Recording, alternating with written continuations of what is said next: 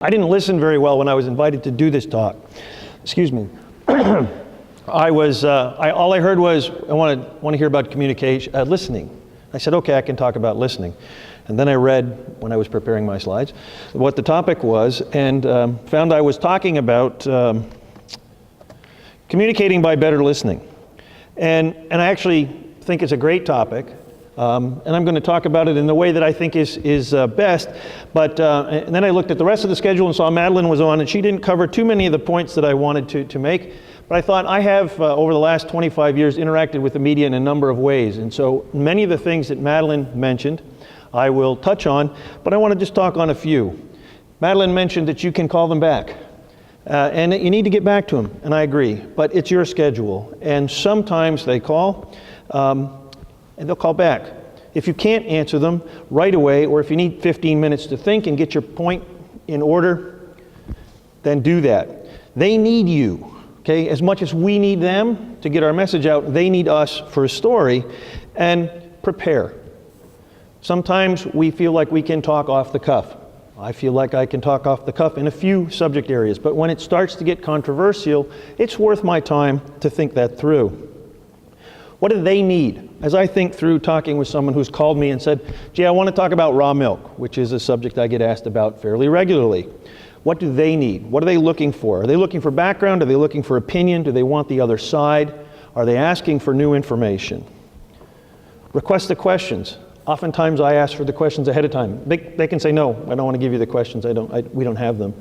But if I'm preparing for a media interview and I can say, give me the questions, I would say about 7 times out of 10, I get those questions.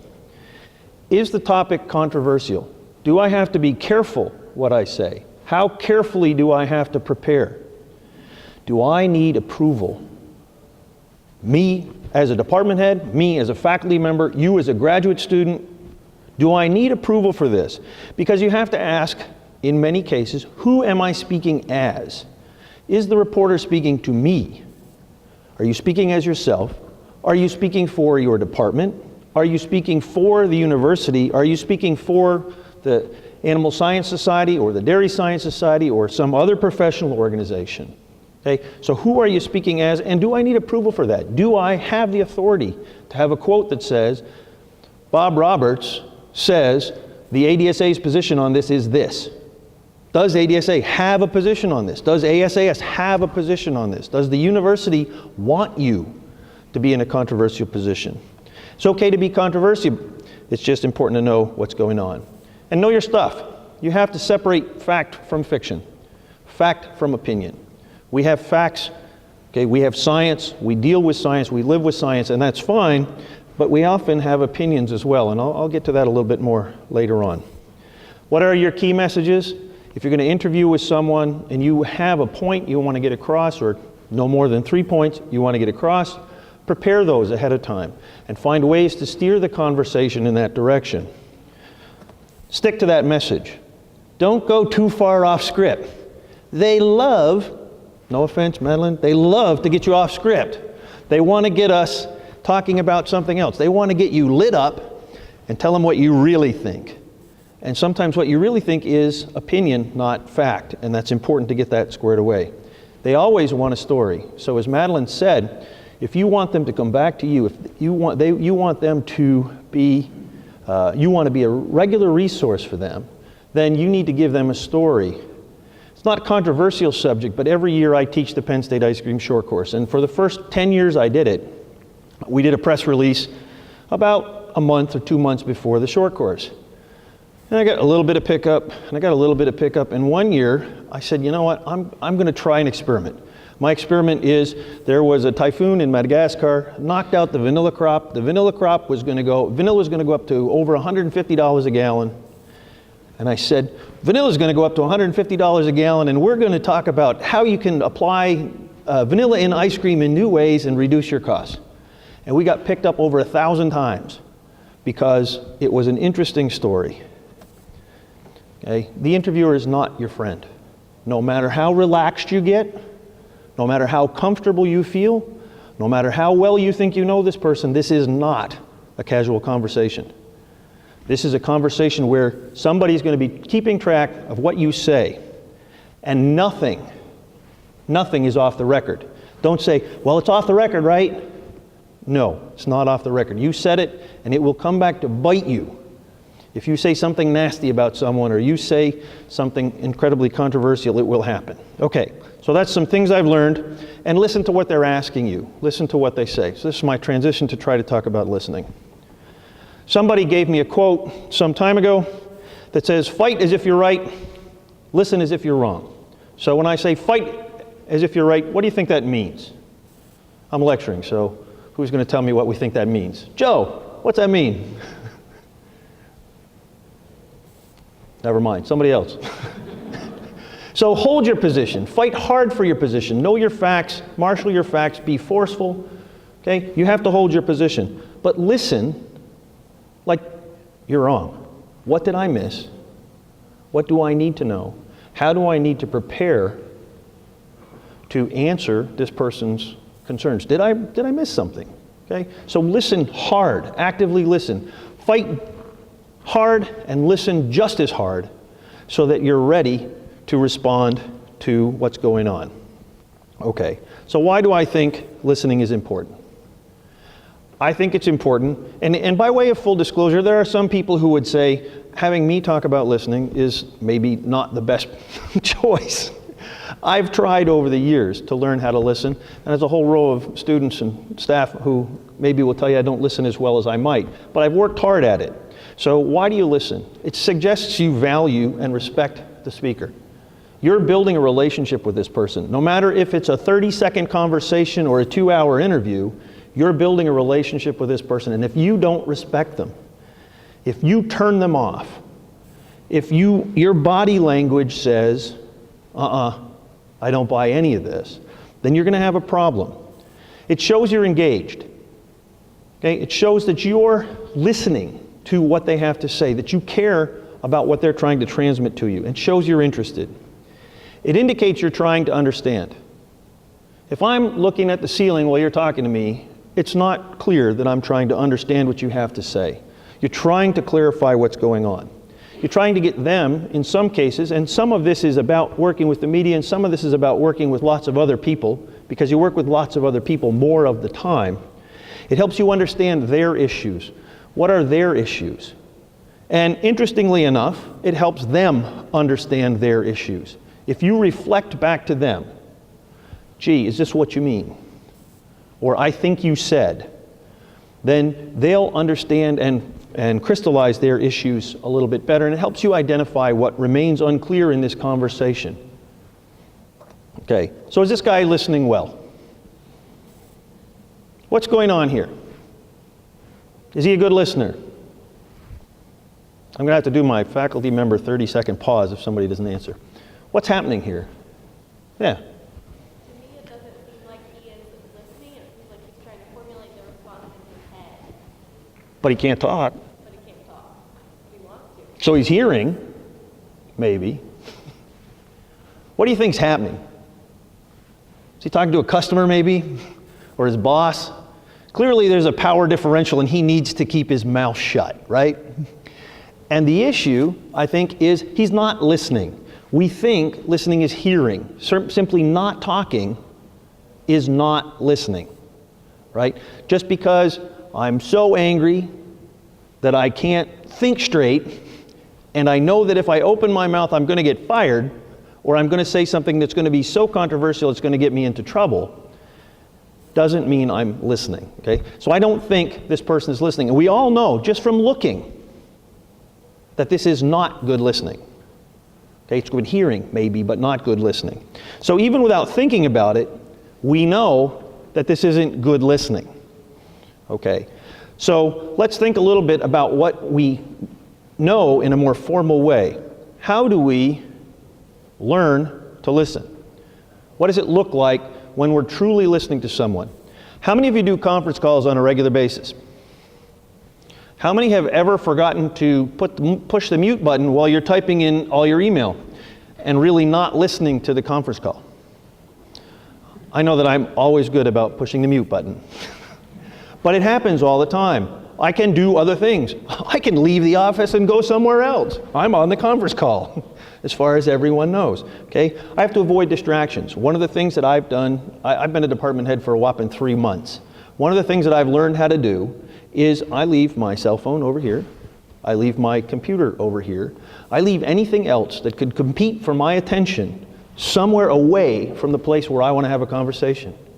Because even if the little beast buzzes, I've lost my attention, right? I am no longer focused on you. I am forcing myself not to look at that phone because somebody more interesting than you might have something to say, right? Okay, so we avoid distractions.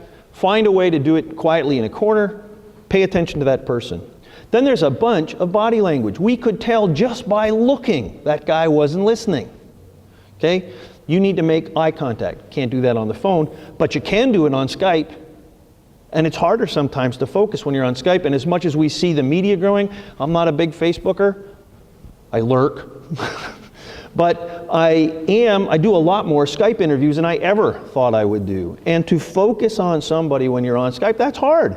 I have to maintain eye contact because what I see, either in the picture, on the screen, or face to face, okay, that shows that I'm interested in what they're doing. Okay?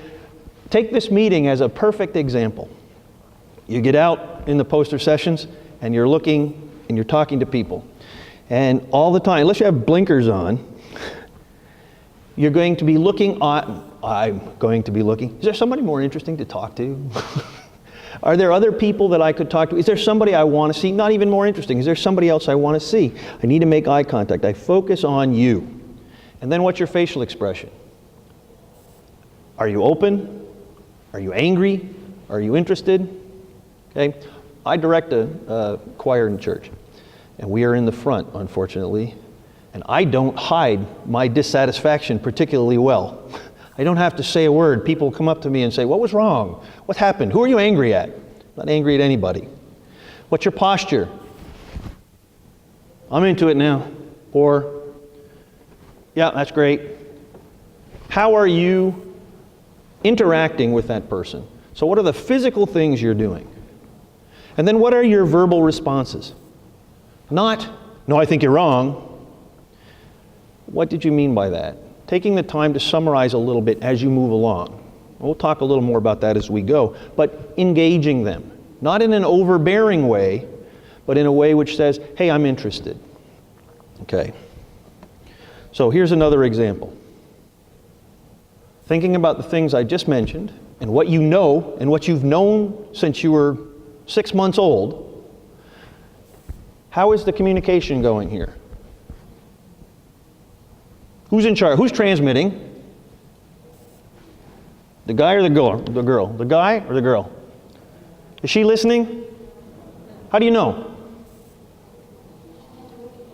She's not looking. She's looking over here. She's thinking, this guy is a jackass and I don't want to listen to him anymore. Okay, what else? She's closed off. I have no interest in what you're. This is a protective mood, and particularly, interestingly, this is off script. So take your arms and cross them right now. Some of you will have your right hand up on top and your left hand underneath. Some will have both hands underneath. Some will be back. Try to do it the other way now. It's really hard. But this one, with both hands in, no man, I'm drawing in. I'm protecting myself from you. I don't want to listen to what you have to say. Okay? Is he communicating well?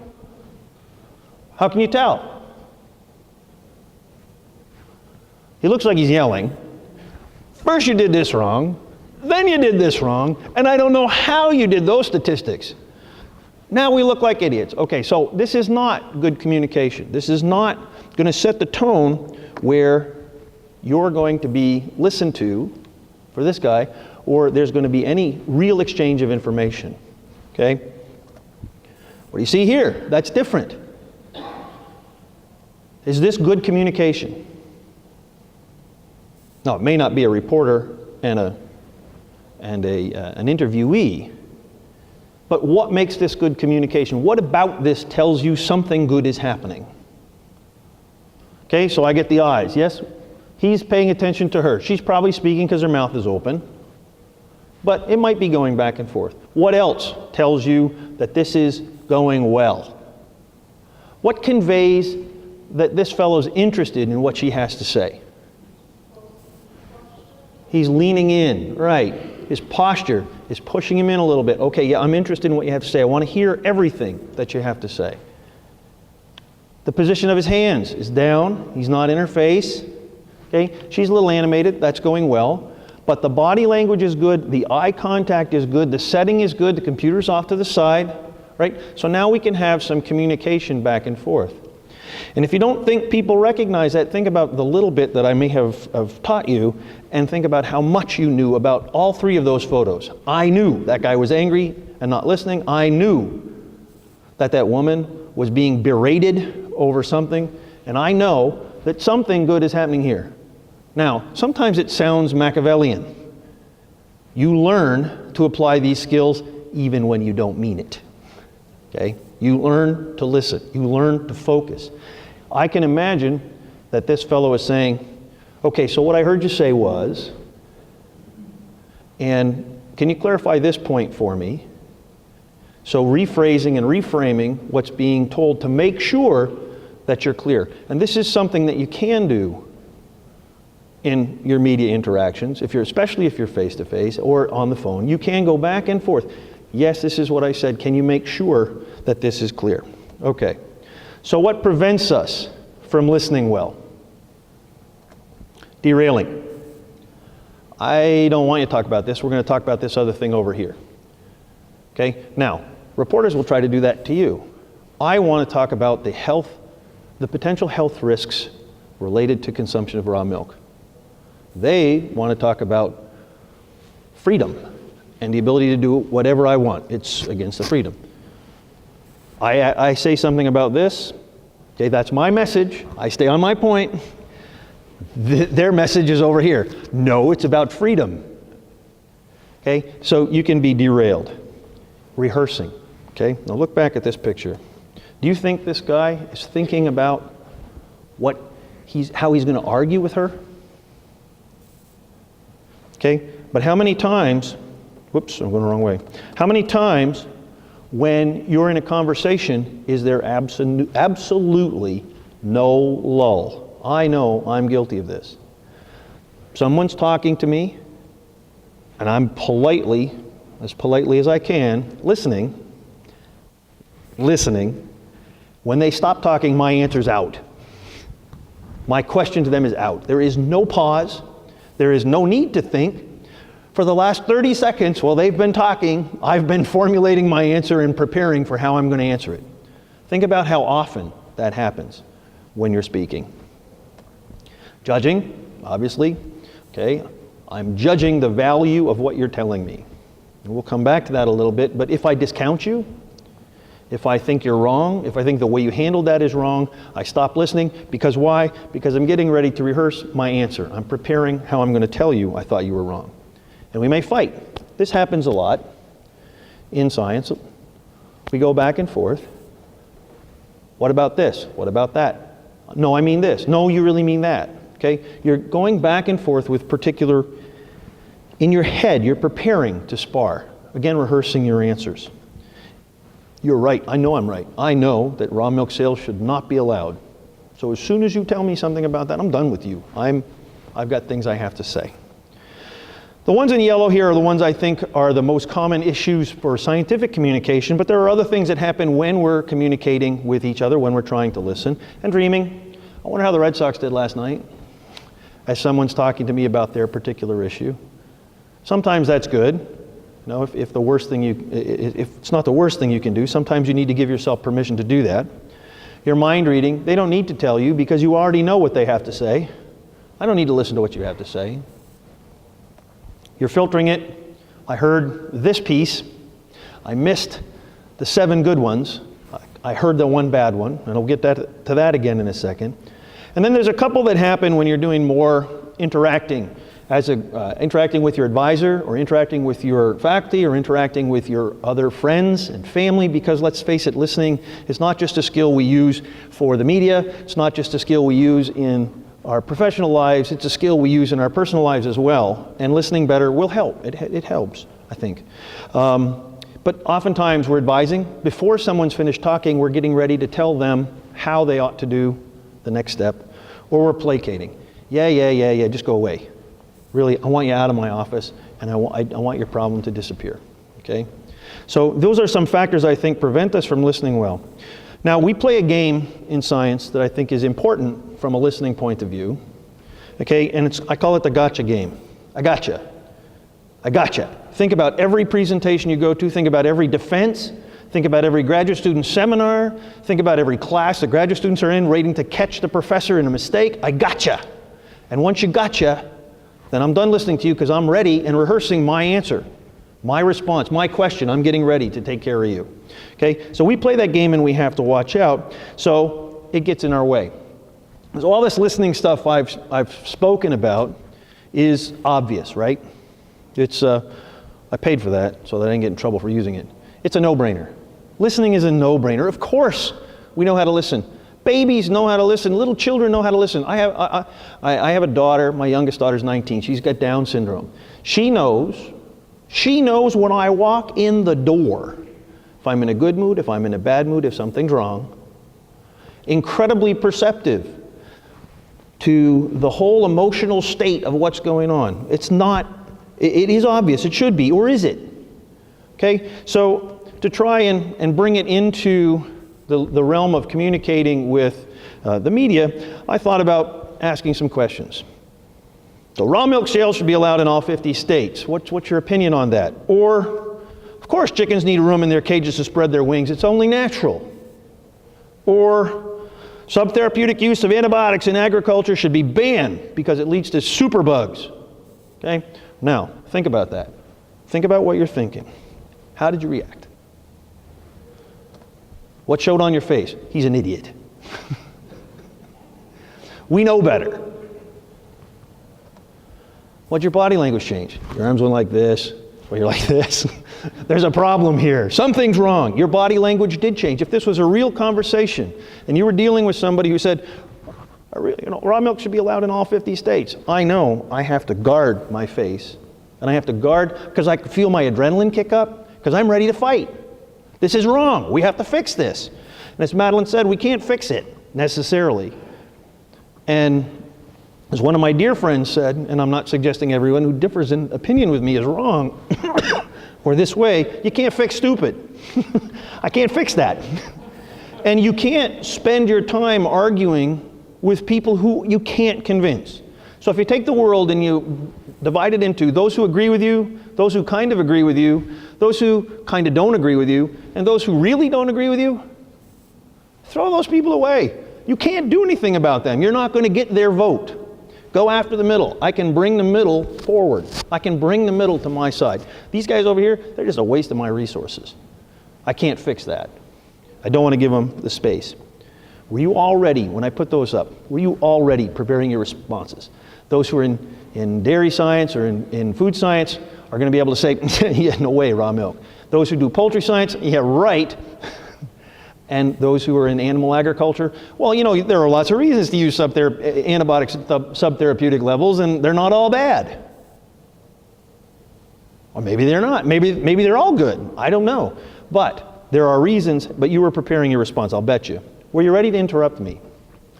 If I were talking to you on this subject, and it came out, I said one of those things, how many of you would have been ready to interrupt me, to not let me finish the thought that I had, to move on to the next topic that I wanted to bring out, which might be good?